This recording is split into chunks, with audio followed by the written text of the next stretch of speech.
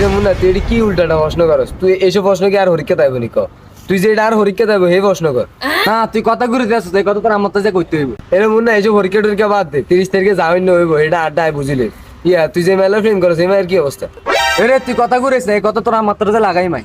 আচ্ছা আয় বুঝলাম যে আর পরীক্ষা 30 তারিখে, তোর তো পরীক্ষা 1 তারিখে, তুই ফার্স্ট ইয়ারে ননি এবার, ফার্স্ট ইয়ার ফাইনাল পরীক্ষা তো 1 তারিখ। আর আর কোনো পরীক্ষা নেই, এটা পাস করলেও কি ফেল করলেও কি আর উড়ে দিব।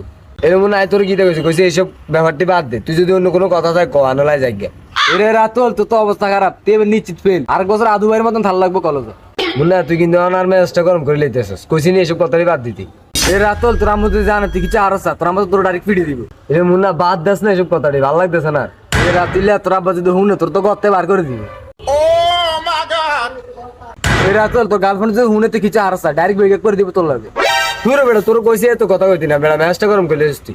কি রে তুই তো সেটি গেছস না, এই ব্যাপারটা তোর